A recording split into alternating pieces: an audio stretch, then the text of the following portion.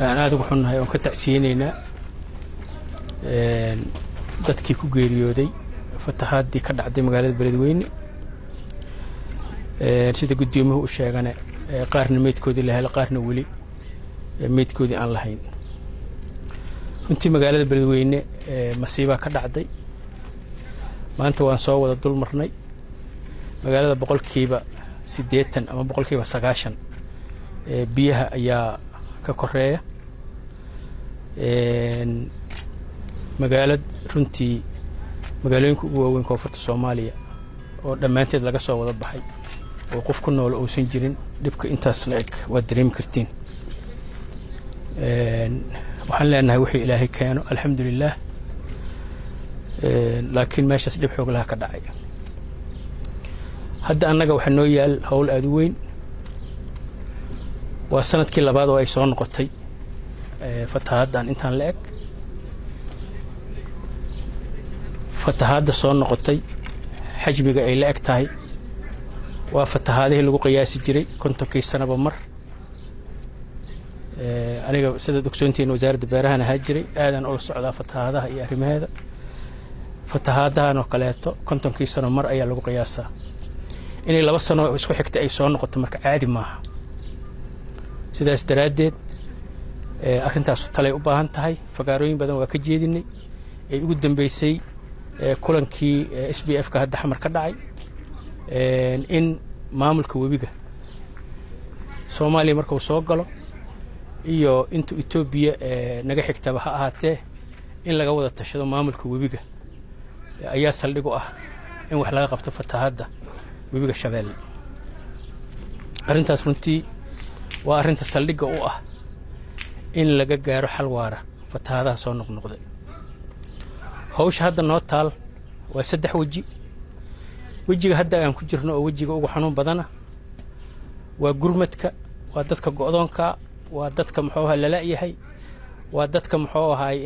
meel ay ku sugan yihiin aan la ogeyn la soo baadi goobo la soo bixiyo la soo saaro maanta markaan magaalada soo dul marnay waa aragnay muxuu ahaa xaafado go'doona waa aragnay guryo go'doona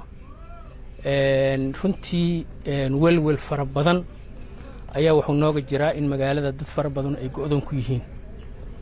arrintaas marka waxay u baahan tahay gurmad weyn xagga doomanka iyo xagga diyaaradaha runtii waxaan aad mahad ugu celinaynaa ciidamada walaalaheena AMISOM iyo United Nationska oo ilaa iyo mataqaanaa usbuucan oo dhan gurmadka nagula jiray wax alla waxay awood leeyihiin ha ahaadaan diyaarado iyo ha ahaadaan baabuur iyo ha ahaadaan ciidan iyo ha ahaadaan dad si gaar ah u tababaran oo dabaasha gurmadka nagula jiray aadan uga mahad celinaya wajigaas marka hadda aan ku jirnaa waa waji xanuun badan باذن الله تعالى ووحي إلهي قدرنا ودعي دونان وانا دذالينا إن شاء الله وجيغا كوحيغا ووجيغا سمافلكا oo dadka dhibaataysan baahiyahooda bini'aadanimo biyaha ugu horeeya fayadhowrka cuntada hooyga daawada wajigaas runtii oo aan mataqaana sidii gudoomiyuhu u sheegay aan wali aad u bilaaban waxaan u baaqayaa dhammaan deeq bixiyaasha dawladda federaalka ganacsatada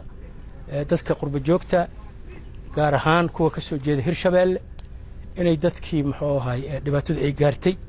fatahaaddu way u daran tahay Beledweyne laakiin webiga Shabeelle oo dhan buula burde fatahaaddu waa ka bilaabatay Jowhar Mahadaay Balcad kulli maanta waa soo wada marnay fatahaaddu waa soo wada aragnay wajiga saddexaad marka waa wajiga dib u kabashada iyo in dadkii guryahoodii dib loogu celiyo runtii sanadkii hore waxa la sameeyay gurmad aad u weyn oo la iska kaashaday oo magaaladu ay caadi 3 bilood gudaheed ay ugu soo noqotay inkastoo fatahaaddu ay fatahaadii sanadkii hore ay ka xoog badan tahay waxaan rajaynaynaa gurmadkii sanadkii hore oo kale haddaan sameeyno in muddo 3 bilooda inkastoo qofkii hadda maanta magaalada soo maray uusan aamini karin inaan magaalada caadigeedii inaan ku soo celinno kadibna annagoo kaashanayna dawladda dhexe iyo deeq bixiyaasha iyo wada hadal aan la galno walaalaheen Itoobiya in xal waara laga gaaro fatahaadda soo noqnoqotay shacabka reer Hirshabeelle shacabka Soomaaliyeed waa dad muslina waa dad qadarta aaminsan waa dad wixii Ilaahay keenay ku kalsoon waa dad iscaawiya waxaan rajaynaynaa in ilaahay dhibkaa naga bixiyo. Assalaamu calaykum waraxmatullahi wabarakaatu.